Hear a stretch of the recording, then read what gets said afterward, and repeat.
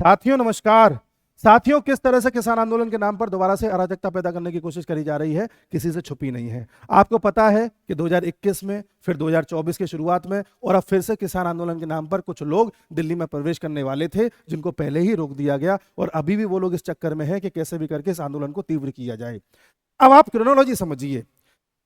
US के president को कुर्सी छोड़ने में बस 1 महीना बचा है, उसके बाद ट्रम्प चाचा आ जाएंगे। इस बीच यूएस के प्रेसिडेंट ये चाहते हैं कि हम जितना डिस्टरबेंस पैदा कर सकते हैं उतना कर लेते हैं, क्योंकि इन्होंने जो रायता फैलाया है उससे यूएस की पब्लिक इतनी परेशान है कि अगले 10-15 साल तक डेमोक्रेट दोबारा सत्ता में आएंगे नहीं। इसलिए डेमोक्रेट्स को यह पता है, बाइडेन को यह पता है कि हम रशिया के हाथों यूक्रेन में तो हार रहे हैं, कहीं ना कहीं कुछ ऐसा कर लें कि रशिया को हरा लें। इसलिए रशिया की पकड़ में पूरी तरह से आ चुका सीरिया, वहां पर तख्ता पलट करा दिया गया और रशिया के जितने भी वहां बेसेस हैं वहां से अब धीरे धीरे रशिया बैकआउट करेगा, क्योंकि 68,000 सैनिक रशिया के वहां फंसे हुए हैं। अगर रशिया ने ऐसी स्थिति में सीरिया पर ध्यान दिया तो यूक्रेन चला जाएगा, और यूक्रेन पर ध्यान दिया तो सीरिया तो जा ही रहा है। लास्ट मोमेंट के लिए अमेरिका ने तुर्क का इक्का बचा के रखा था, जो सीरिया के नाम पर उसने खेल दिया और रशिया को फंसाने की कोशिश करी। ट्रंप जब तक कुर्सी संभालेंगे तब तक सीरिया यूएसए के कब्जे में हो चुका होगा, या यूएस जैसा चाहता है वैसा कर चुका होगा। बाइडेन सीरिया को एज अ ट्रॉफी दिखा करके अपनी जीत का डंका बजवाएंगे और पुतिन को ऐसे घेरे में फंसा देंगे कि यूक्रेन का मसला जल्दी हल हो नहीं पाएगा। आप देखिए, यूक्रेन ने अभी तक रशिया पर कोई भी ऐसा हमला नहीं किया था जो अमेरिकन मिसाइल्स का हो। पहली बार अभी कुछ दिन पहले अमेरिकन मिसाइल्स यूक्रेन से रशिया की तरफ दागी गई। उसके बाद सीरिया में क्या हुआ आपको पता है। और अब आता हूं भारत पर। भारत में जो किसान आंदोलन के नाम पर अराजकता करी जा रही है, यह पहली बार नहीं है। कुछ 101 किसान, सो कॉल्ड 101 किसान, जिसमें कई सारे नेता शामिल थे। राकेश टिकैत आपने सुना होगा। इस टाइप के किसानों के अलग अलग संगठन हैं जो सब मिलकर के दिल्ली में प्रवेश करने जा रहे थे। हरियाणा पंजाब के शंभू बॉर्डर से हरियाणा होते हुए दिल्ली जाना चाह रहे थे, जिन्हें रोक दिया गया। इनकी मांग है कि जो एमएसपी है, मिनिमम सपोर्ट प्राइस, इसको लीगल सैंक्शन दे दिया जाए, लीगल दर्जा दे दिया जाए, यानी कि यह सरकार के लिए कानूनी रूप से वैध हो जाए कि अब एमएसपी देनी ही पड़ेगी, वरना कोई कार्रवाई सरकार के खिलाफ हो सकती है। अब आप एक बात बताइए, जो सरकार किसानों की एमएसपी को पिछले 10 साल में 300% से भी ज्यादा बढ़ा सकती है, हर क्रॉप पर 300% से मिनिमम बता रहा हूं, किसी पर 600% बढ़ी है, किसी पर 400 बढ़ी है, किसी पर 500 बढ़ी है, जो इतना बढ़ा सकती है वो इन लोगों के लिए खतरा क्यों बनेगी? ये तो खुद सोचने वाली बात है। जो सरकार किसान सम्मान निधि के तहत किसानों को एक साल में 6,000 रुपए किस्त के तौर पे दे रही है, वो किसानों के खिलाफ कैसे हो सकती है? और किसान भी उससे नाराज नहीं होंगे। भाई, किसान को जब 2,000 रुपए आते दिखाई देते हैं, उसे पता चलता है कि मोदी ने डलवाए, तो किसान खुश हो जाता है। हम खुद देखें जाकर के। और इसके तहत लगभग 3 लाख करोड़ से भी ज्यादा पैसा अभी तक सरकार किसानों में बांट चुकी है। इसी वर्तमान मोदी सरकार ने 2016 में फसल बीमा योजना के तहत किसानों को अगर फसल नष्ट हो जाती है तो पैसा देने का भी वादा किया था, जिसके तहत अभी तक 1 लाख करोड़ से भी ज्यादा रुपया बांटा जा चुका है। इसी सरकार ने किसानों को सॉइल हेल्थ कार्ड के रूप में कार्ड बांटे और अभी तक लगभग 24 करोड़ किसानों को बांटे जा चुके हैं।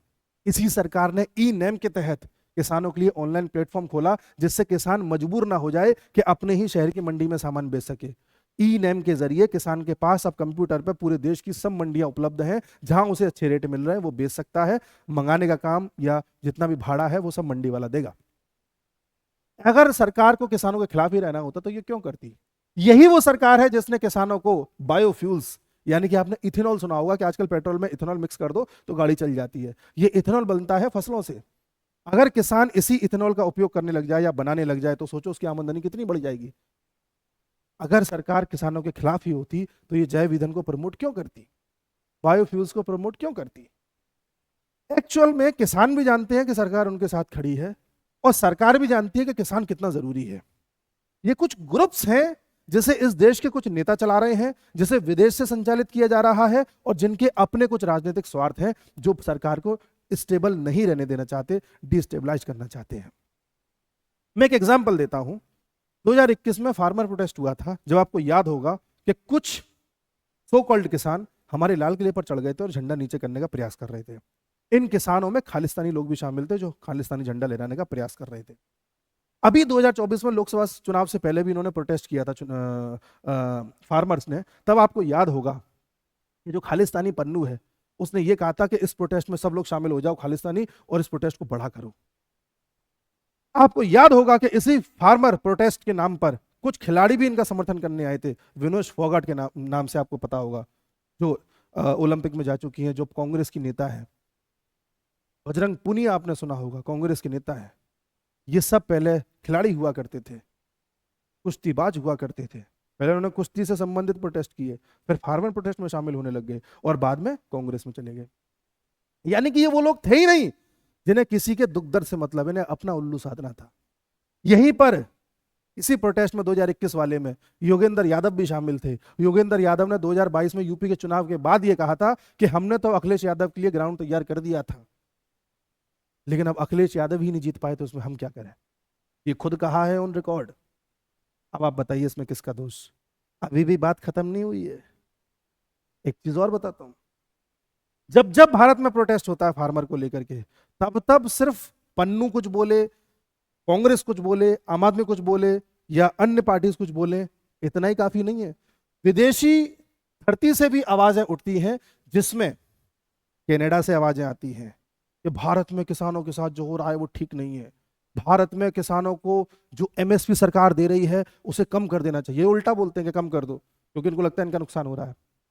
उधर ऑस्ट्रेलिया से आवाजें उठती हैं, यूके से आवाजें उठती हैं। इनको क्या दिक्कत होती है जी, मसला हमारा है। इतना ही नहीं, आम आदमी पार्टी पंजाब के किसानों से कहती थी कि अगर हम सत्ता में आ गए तो हम आपको इतना प्राइवेट इन्वेस्टमेंट करवा देंगे कि आपकी सब समस्याएं सॉल्व हो जाएंगी, टेंशन मत लेना। आप तो आ गए सत्ता में, अच्छी 90 से ज्यादा सीटें आपके पास हैं, अच्छी खासी मेजोरिटी है, आम आदमी पार्टी क्यों सॉल्व नहीं कर पा रही। किसानों की मांग ये भी थी, इस प्रोटेस्ट में भी मांग है कि स्वामीनाथन कमीशन की जो सिफारिशें हैं उसको लागू कर दिया जाए।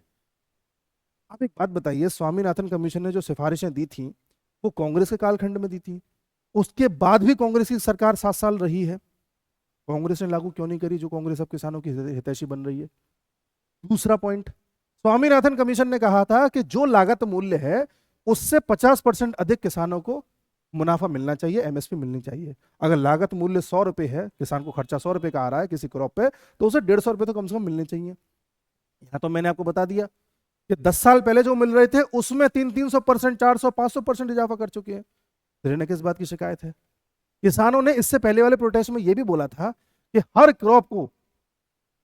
क्रॉप पर एमएसपी मिलनी चाहिए। अब एक बात बताइए, हर क्रॉप की डेफिनेशन क्या है। किसान कल को बोल देगा कि जो घास है ये भी हमारे लिए फसल है, इस पर भी एमएसपी दो, तो ये कोई वाजिब बात है? नहीं है। यानी कि ये जानबूझ के क्रिएट की गई चीजें हैं जिससे कि डिस्टरबेंस हो, दिल्ली में प्रवेश करो और दिल्ली में इस तरह से चीजें कर दो कि पूरे देश का किसान सड़कों पे आ जाए। और आप जान के हैरान होंगे कि जब ये किसान आंदोलन कर रहे हैं ना, तीसरा वाला, इसी वक्त डोनाल्ड लू भारत में है। आप कहेंगे ये कौन है? डोनाल्ड लू तख्ता पलट स्पेशलिस्ट हैं। यही वो व्यक्ति है जिसने पाकिस्तान में इमरान खान को हटा करके तख्ता पलटवा दिया।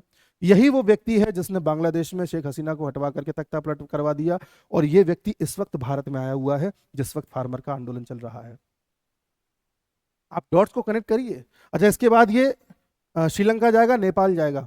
नेपाल में तख्ता पलट नहीं हुआ अभी तक, वहां भी जाएगा। श्रीलंका में तो हो चुका था, अभी शायद दोबारा जाएगा किसी और वजह से। ऐसा क्यों है कि सब चीजें एक साथ हो रही हैं? सीरिया में होगी इसी वक्त। और देखिए, जब भी भारत का संसद का सत्र स्टार्ट होना होता है उससे पहले कोई ना कोई एक ऐसी खबर आ जाती है जिससे हंगामा होने लगता है, संसद चल नहीं पाता और राहुल गांधी उस मामले को उठाते रहते हैं। जैसे अभी अडानी अडानी अडानी अडानी चिल्ला रहे हैं। अडानी की जो रिपोर्ट आई थी वो फेक है, बाद में पता चल गई। और रिपोर्ट छापी थी ओसीसीआरपी नाम के ग्रुप ने। ओसीसीआरपी एक दुनिया का मीडिया का एक ग्रुप है जिसमें लगभग 280 पत्रकार शामिल हैं और इस पूरे ग्रुप के पास फंडिंग है करीब करीब 178 करोड़ की। ये ग्रुप हमेशा से ये कहता था कि हम इन्वेस्टिगेटिव रिपोर्टिंग करते हैं, यानी कि खोजबीन करते हैं, क्राइम कहां पे हो रहा है, करप्शन कहां हो रहा है, इन सब के बारे में खुफिया जानकारी लाते हैं और प्रकाशित करते हैं। और हम बिल्कुल निष्पक्ष हैं, किसी सरकार के लिए काम नहीं करते, बिल्कुल कहीं से फंडिंग नहीं लेते, हम प्योरली एनजीओ की तरह खुद काम करते हैं। फिर फ्रांस का एक अखबार है, न्यूज रिपोर्टिंग करता है वो भी, उसका नाम है मीडिया पार्ट। उसने ओसीसीआरपी पर खुलासा किया कि ये जो ग्रुप कहता है कि हम किसी से भी संबंध नहीं रखते, हम बिल्कुल निष्पक्ष हैं, हमारा किसी से कोई फंडिंग वगैरह कुछ नहीं होता, ये झूठ बोल रहा है। इस ग्रुप के पास 70% फंडिंग बड़े बड़े देशों से आती है, और इन 70 में से भी 52% फंडिंग है जो यूएस से आती है। उसने विद प्रूफ दिखा दिया। और यही वो ग्रुप है जिसने अडानी की खबर छापी थी। यही वो ग्रुप है जिसने मणिपुर वायलेंस का वीडियो जारी किया था कुछ समय पहले। यही वो ग्रुप है जिसने पेगासस के बारे में जानकारी दी थी कि आपके मोबाइल में पेगासस है, जो पत्रकारों के मोबाइल को स्पाई कर रहा है, नेताओं के मोबाइल को स्पाई कर रहा है, सब पे नजर रखा हुआ है। और बाद में सारी चीजें फेक साबित हुई थी। हिंडनबर्ग ने जो रिपोर्ट छापी थी, इन्हीं के आधार पर छापी थी। और इत्तेफाक की बात यह है, या साजिश की बात कहिए, कि ये रिपोर्ट्स तभी जारी करता है ओसीसीआरपी नाम का जो संगठन है, जब भारत में संसद सत्र स्टार्ट होना होता है, उससे जस्ट पहले। और अब तो मोदी सरकार भी खुल के इस बारे में बोलने लगी है कि ये जो ग्रुप है अमेरिका से फंडिंग पाता है। अभी तक मोदी सरकार ऐसी कुछ बात कर नहीं रही थी। और राहुल गांधी इन लोगों के एजेंट हैं, ऐसा बताया जा रहा। ये जो ग्रुप है ये ओपन सोसाइटी फाउंडेशन से भी पैसा लेता है, और open society foundation George Soros का एक एनजीओ है, और जॉर्ज सोरोस वो व्यक्ति है जो डीप स्टेट्स का एक बहुत बड़ा एजेंट है। और जॉर्ज सोरोस खुद खुल करके कहता है कि दुनिया में जहां जहां राष्ट्रवाद है मैं उसको खत्म कर दूंगा, शुरुआत भारत से करूंगा। और $1 बिलियन का उसने निवेश किया है सिर्फ इसी काम के लिए कि कैसे भी करके भारत की सरकार को और भारत के सरकार जैसी सरकारों को गिरा दिया जाए। इसमें लोगों से वीडियो बनवाना, यूट्यूब पर उसको प्रमोट करवाना, अलग अलग एजेंसियों से चलवाना, खबरें छपवाना, पत्रकारों को खरीद करके उनसे अपने टाइप की खबरें चलवाना, नेताओं को खरीदवा के उनसे अपने तरह के नैरेटिव चलवाना। देश में बार बार आप अडानी को गाली दोगे तो कभी ना कभी तो जनता मान ही जाएगी कि हाँ अडानी में कुछ तो खोट है। बार बार किसान सड़कों पे आएंगे तो कहीं ना कहीं किसानों को लग जाएगा ना कि हाँ कुछ तो मोदी गड़बड़ कर रहा है। बार बार रिजर्वेशन की बात करोगे तो कहीं तो लग जाएगा ना कि सरकार संविधान नहीं बदल दे। सब नैरेटिव चला जाते हैं साथियों, नैरेटिव है। इत्तेफाक एक बार हो सकता है, 2 बार हो सकता है, 3 बार हो सकता है, हर बार नहीं हो सकता। आप आज भी समझिए ये डोनाल्ड डू क्या कर रहा है भारत में, आप बताइए। उसी वक्त किसान आंदोलन क्यों हो रहा है ये भी बता दीजिए आप। उसी वक्त सीरिया में बवाल क्यों हो रहा है ये बता दीजिए। उसी वक्त यूक्रेन ने ऐसी चीजें क्यों करी है ये बता दीजिए। अभी कुछ दिन पहले ही बांग्लादेश में ऐसा क्यों हुआ बता दीजिए। भारत के कितने पड़ोसी हैं, सब जगह तख्ता पलट हो चुका है। देखो, अफगानिस्तान में तालिबान है, पाकिस्तान में इमरान खान को हटा दिया, बांग्लादेश से शेख हसीना हटा दी, 2021 में म्यांमार में भी तख्ता पलट हो चुका है, आपको पता नहीं हो, वहां भी मिलिट्री आ चुकी है। श्रीलंका में हो चुका है, अभी महंगाई के चलते 2022 में किस तरह से लोगों ने वहां पर तख्ता पलट कर दिया था। सब जगह हो चुका है, केवल नेपाल भूटान को छोड़ करके। अब नेपाल इसके निशाने पर है। अगर अब भी आप ना समझे तो आप बहुत बुरी तरह से ब्रेन वॉश हो चुके हैं। आप कुछ भी कहिए कि हम किसी पार्टी को समर्थन दे रहे हैं, इसको कर, नहीं, हम साफ देश बचा रहे हैं। हमें इनकी हरकतें दिख रही है ना साफ साफ। हमारा देश है, हमें बचाना है। जय हिंद।